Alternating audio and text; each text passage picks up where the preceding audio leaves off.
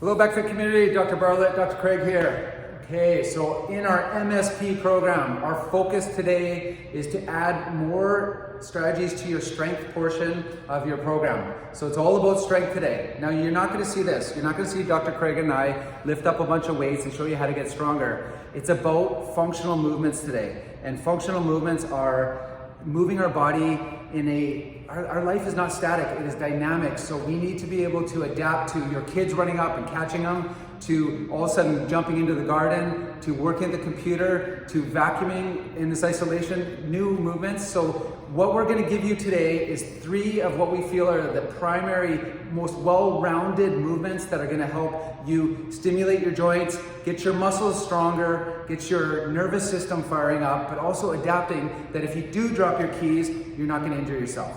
So the first exercise we're going to do today is called the bear crawl. It is Dr. Craig and I's probably one of our favorite functional movements. And function again is just about moving in the proper movement. So we're going to go down on our hands and knees. Now for anyone that has a back issue, this is very important.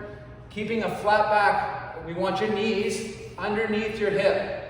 Hands underneath your shoulders. And the first step is, all you're going to do is elevate your knees off the floor. Can you hold that position? If you can't, then you're not ready to progress yet. Master this movement. It is, again, a very well-rounded core strengthening exercise, like the plank. Once you've mastered this, then we're going to start to add some dynamic movement and start to stimulate our nervous system. So we're going to go for a walk, forward. Now notice, Dr. Craig and my knees stay under my hips. Go forward. If you start to round out, flatten your back again. And then we're going to go backwards. That simple movement. You're going to notice your shoulders, your hips, your glutes, your abdominals, all firing. Now, if you want to take it to the next level, you can go sideways. You can go forward, backwards, or you can bring your knees out wider. And it just adds new elements of stress to your muscles. So that is exercise 1, the bear crawl. Now, number 2, you're going to see us, and we're going to say over and over again how important getting a strong, mobile, flexible hip system.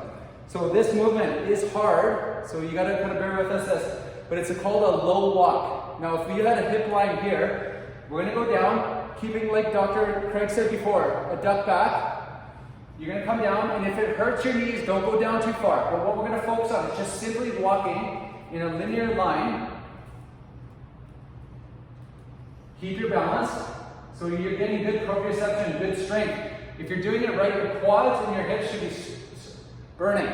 Now, if you can get better, you want to go lower. This is where it gets really hard. Knees almost at hip level, and just practice on just taking a few steps back. You'll naturally want to lean forward. Try and stay upright as much as you can. Man, this is a cooker. Woo! So, this is a great exercise. Way harder than it looks. Okay. So number 1 is bear crawl. If you say, Dr. Craig, Jeff, how long should I do it? To fatigue. As soon as you start to feel fatigue and you're losing your position, you should stop there. So bear crawl 1, low walk number 2. Number 3 is the Superman exercise, which is great to work on all the extensor muscles of the back. It's hard if you're not in the gym, you can't do pulls, you don't have the machines. So at home, you lay down on the floor. Now the key is you want to protect your back, so you're going to be arching, not just pivoting from your low back, but more from this position. Watch Dr. Craig and I lift up. If you can hold here and not get pain across here, you're good. Now, changing your movement, this is the functional motion movement, is going to challenge your system and adapt to your environment. So what you're going to do is reach out, and then, as Dr. Craig said, reach out and then do a W, bring your elbows back. Reach out. Bring your elbows back. Reach out, your feet drop. Come back to neutral again, and then start again. Try to squeeze your shoulder blades together. Squeeze the shoulder. Okay, next movement. You can add whatever you like. I like to do circles, like the Karate Kid, paint the fence. Or go the opposite direction. Once you start, you're going to feel different muscles activating. Another one, bring your hands behind, palms down, arch up, and pulse.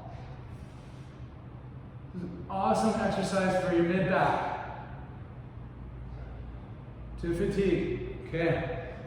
There's many other movements you can do. You can be creative, but those are the 3 primary functional exercises we'd like you to add into your pool of your MSP program. So if you have any questions, don't hesitate to contact Dr. Craig, contact me, Dr. Yim, Dr. Marissa, Dr. Doyle, Dr. Grant. You can contact us through email or text us and we'll get back and answer any questions. So good luck this week. Keep the program going. The only way you get results is if you stay disciplined and you put in the time and you do the action, and we love your scores. People are sending us, you got 3 out of 6 or 4 out of 6 or 5 out of 6. The more you accomplish that MSP program, the better results you're gonna get. So good luck this week. Much love from us. See you guys.